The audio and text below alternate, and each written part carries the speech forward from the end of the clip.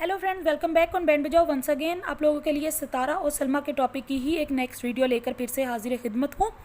तो topic start करते हैं, लेकिन आज का मेरा टॉपिक काफ़ी हद तक सलमा से क्वेश्चनिंग के ऊपर ही होगा। बट अपनी बात स्टार्ट करने से पहले मैं एक चीज़ क्लियर करती चलूँ। सलमा ने अपनी वीडियो के अंदर एक बात बोली है कि नैना के हस्बैंड जो हैं शाहरुख, वो सितारा को होटल लेके जा रहे थे, क्रॉन होटल में, जहाँ पे इसके हस्बैंड ने आके स्टे किया था। और ये रात के टाइम पे भी उसको लेके जाता था और उसको ये बात नहीं पता थी कि ये किससे मिलने के लिए वहाँ पे जा रहा है। जबकि ये जो है शाहरुख, इसने अपनी एक लाइव के अंदर कुछ दिन पहले ये बात बोल दी है कि मैं एक दफ़ा सितारा को लेकर वहाँ पे गया हूँ, और वो भी दिन के टाइम पे, रात के टाइम पे नहीं। वहाँ पे कोई इनका फ़ैन इनसे मिलने के लिए आया था, कोई सब्सक्राइबर था जिसके लिए ये लोग वहाँ पे गए थे। ये बात तो उसने पॉइंट क्लियर कर दिया। अब आप किस बिहाफ के ऊपर ये बात कर रही हैं, उसके प्रूफ आपके पास है तो प्लीज़ वो भी ज़रूर शेयर कीजिएगा मिसिस सलमा। दूसरे नंबर के ऊपर, ये जो सितारा के बड़े भाई हैं वो सब लोगों को हेटर और स्पॉटर के साथ बात कर रहे हैं आजकल, और ये बात बोल रहे हैं कि जी आप लोग जो हैं वो फैमिली मैटर के अंदर मत बोलिए। तो भाई आप अपनी बहनों को जाके समझाइए, दोनों आपकी बहनें हैं। आपका हक नहीं है कि आप स्पॉटर और हेटर्स के ऊपर बात करें।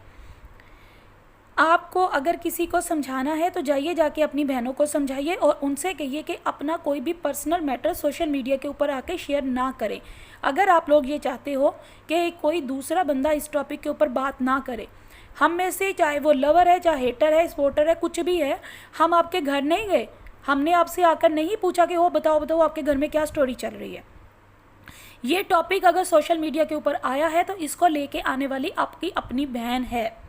आपने जब ये सितारा वहाँ पे सऊदीया गई थी, उस टाइम पे आपने अपनी एक वीडियो के अंदर ये बात बोली थी कि सितारा को अगर सलमा ने अब वहाँ पे सऊदीया में बुलाया है तो इसके पीछे कुछ ना कुछ राज है, क्योंकि अब सितारा जो है वो हिट हो चुकी है, तो शायद सलमा उस सारे चीज़ को कैश करवाना चाह रही है। सीधी सी बात है, इसने वहाँ पे जाते सार ही अपना एक नया चैनल बनाया और एक झूठ बोला दुनिया के साथ कि जी मेरा पुराना चैनल जो है वो डीमोनेटाइज हो गया। तो अब सितारा के वहाँ जाते ही एक नया चैनल जो है व्लॉग के नाम से वहाँ पे स्टार्ट हुआ, और वो चैनल देखते ही देखते कुछ ही दिनों के अंदर वो मोनेटाइज भी हुआ। और उसके थोड़े टाइम के बाद आपकी अब दो चैनल चल रहे हैं। पहला चैनल डीमोनेटाइजेशन के बाद फिर से वो मोनो हो गया, जो कि बाकी दुनिया के साथ नहीं होता, बट आपके साथ हुआ। ठीक है भाई, वो आपने करवा लिया, आपने अपनी बहन को जो भी था वो किया, आपने यूज़ किया, और उसके बाद ये सब कुछ हुआ। अब हम बात कर लेते हैं उस मेन टॉपिक की तरफ जहाँ पे मैं आज बोलने के लिए आई हूँ। सलमा बोल रही है कि जी मैं प्रूफ्स लेके आऊँगी, मैं प्रूफ्स लेके आऊँगी। ये हम लोग बड़े दिनों से सुन रहे हैं, मैंने बहुत यूट्यूब को छान लिया कि हाँ कोई प्रूफ दिखाए, कुछ सच में ऐसा प्रूफ हमारे सामने आए कि हम भी मान लें कि जी हाँ सितारा ने ये गलत किया है। मैं यहाँ पे एक चीज़ क्लियर कर दूँ, मैं ना तो ये बोल रही हूँ कि सितारा ने ऐसा नहीं किया, और ना ही मैं ये बोल रही हूँ कि सलमा ने ये बोल दिया तो मतलब सितारा ने किया। सितारा ने किया या नहीं किया, सलमा के पास उस चीज़ का कोई सबूत नहीं है। और बीइंग अ मुस्लिम, मैं सिर्फ एक बात बोलना चाहूँगी कि इस्लाम के अंदर है कि अगर किसी औरत के ऊपर या किसी मर्द के ऊपर आप जिना का इल्ज़ाम लगा रहे हैं तो आपके पास उसके 4 मर्द, वो भी मर्द वो वाले जिसके अंदर अकल और शऊर मौजूद है, जो कि अपनी सोच समझ रखते हैं, कोई पागल अब नॉर्मल बंदा नहीं चलेगा, जिसकी जहनी तवाज़न बिल्कुल दुरुस्त है। वो 4 बंदे चाहिए, और चारों के चारों बालिग आदमी होने चाहिए हैं, 18 साल से ऊपर के लोग हों तो ही उनकी गवाही मानी जाती है। लेकिन सलमा के पास ऐसा कोई भी प्रूफ नहीं है। ये सिर्फ एक चैट के बेस के ऊपर सितारा के ऊपर ये इल्ज़ाम लगा रही हैं। अगर ये आके यहाँ पे ये बोल देती कि मुझे ऐसा शक है, तो हम लोग इसको एक अलग पॉइंट ऑफ व्यू के साथ देखते और सितारा के साथ अलग तरीके के साथ डील करते। बट यहाँ पे ऐसा कुछ भी नहीं हुआ। मुझे जहाँ तक लगता है 1 साल पहले सितारा ने अपने हस्बैंड को गंदा किया यूट्यूब के ऊपर आके, और अपने आप को एक सेलिब्रिटी बना लिया, जो कि सबके सामने है। और अब सितारा को गंदा करके सलमा यही सारी गेम प्लान चला रही है। ये मेरा अपना पॉइंट ऑफ व्यू है। आई डोंट नो आप लोग एग्री करोगे कि नहीं करोगे, लेकिन जो भी है हम बात करते हैं अभी तक उस चीज़ के ऊपर जो अब हमारे सामने फिर से आई है। सलमा ने कल रात को अपनी एक सेकंड वीडियो शेयर की है, जिसके अंदर उन्होंने टाइटल ये लगाया कि जो है वो प्रूव्स प्रूफ का वर्ड वहाँ पे यूज़ किया गया है।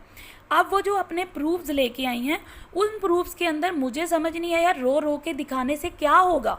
क्या आप आंसू बहा रहे हो तो क्या आपने प्रूफ दे दिया? ये कोई प्रूफ नहीं है।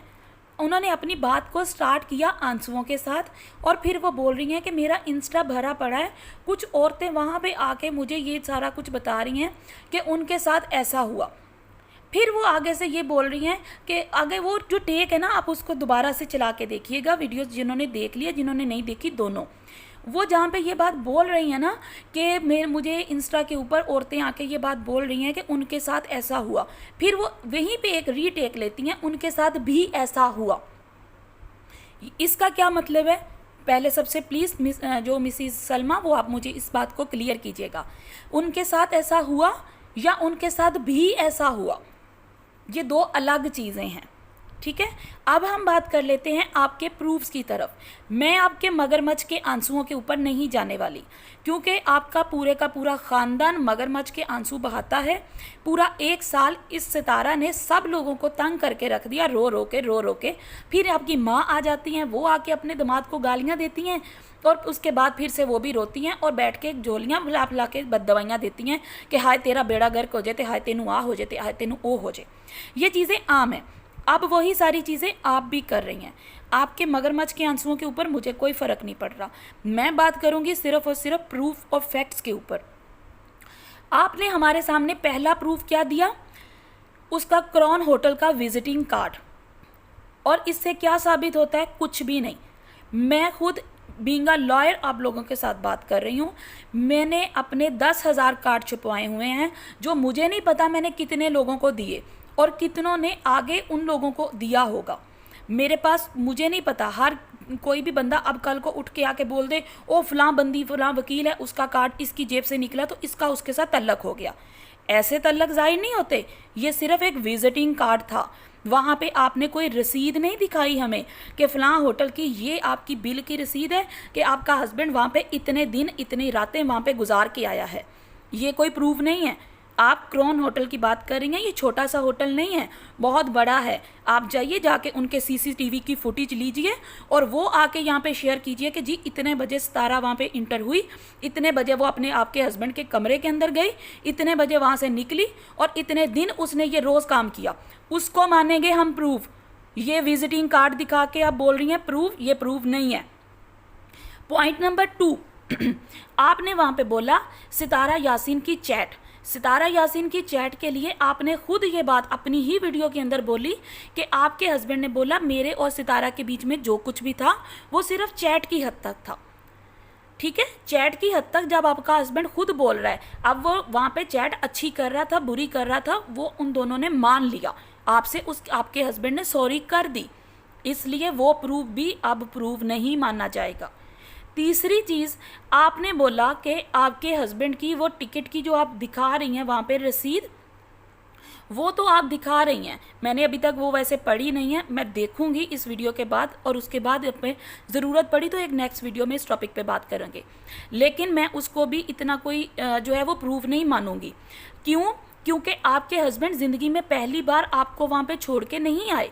पहले भी आप अपनी कई सारी वीडियोस के अंदर ये बात बोल चुकी हैं कि आपका हस्बैंड हफ्ता 10-10 दिन घर से बाहर रहता है। कहाँ रहता है, किसके साथ रहता है, उसके बारे में आपको आज तक पता नहीं था। ठीक है, वो उस टाइम पे सितारा का ये सारा इशू नहीं था। अगर वो पहले वहाँ से जाता था, टिकट्स थे, तो वो अब भी कहीं पे गया होगा और आपका हस्बैंड आपको बता के ही निकला ना कि मैं 1 हफ्ते के लिए यहाँ से जा रहा हूँ या 10 दिन के लिए जा रहा हूँ, तो वो प्रूफ भी कोई ख़ास प्रूफ नहीं है मेरी नज़र में। तीसरी और सबसे जो लास्ट चीज़ और सबसे इम्पॉर्टेंट चीज़ है, आप अपनी वीडियो के अंदर ये बात बोल रहे हो कि आपके हस्बैंड ने अपना पासपोर्ट आपसे छुपा लिया, उसमें से उसने वो पेपर ही फाड़ दिया है, अपने पासपोर्ट में से एक वर्क फाड़ दिया है जिसके अंदर पाकिस्तान का वीज़ा लगा। ये क्या बुलशिट आपने बोल दी है। मैंने अपनी ज़िंदगी के खुद 22 साल दुबई के अंदर गुजारे हैं और दुबई और ये जो सऊदीया है इसके रूल्स कोई डिफरेंट नहीं है। आपको जो औरतें यहाँ पे आपको देख रही हैं उसमें से बहुत सारी ऐसी होंगी जो कि कभी घर से बाहर निकली नहीं है, उनको पता ही नहीं है पासपोर्ट किस चिड़िया का नाम है। वो लोग आपकी बात पे यकीन कर सकती हैं। मैं आपकी बात पे यकीन नहीं कर सकती। क्यों नहीं कर सकती, उसके पीछे भी मैं आपको बताती हूँ। आपके हस्बैंड पाकिस्तान नेशनैलिटी होल्डर हैं, उनके पास ग्रीन जो है पासपोर्ट है, जो कि पाकिस्तान का ग्रीन पासपोर्ट है। उसी के ऊपर उनका वीज़ा लगा हुआ है, चाहे वो पाकिस्तान के अंदर है, चाहे वो पाकिस्तान से बाहर जा रहे हैं।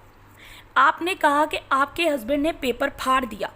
नंबर 1, अगर आपके हस्बैंड ने पेपर फाड़ दिया, क्या उन्होंने दोबारा पाकिस्तान नहीं आना था? आपके हस्बैंड ने वो पेपर फाड़ने के बाद क्या किया अपने पासपोर्ट का? जला दिया उसको, या घुमाने का आपने जाके पर्चा करवा दिया?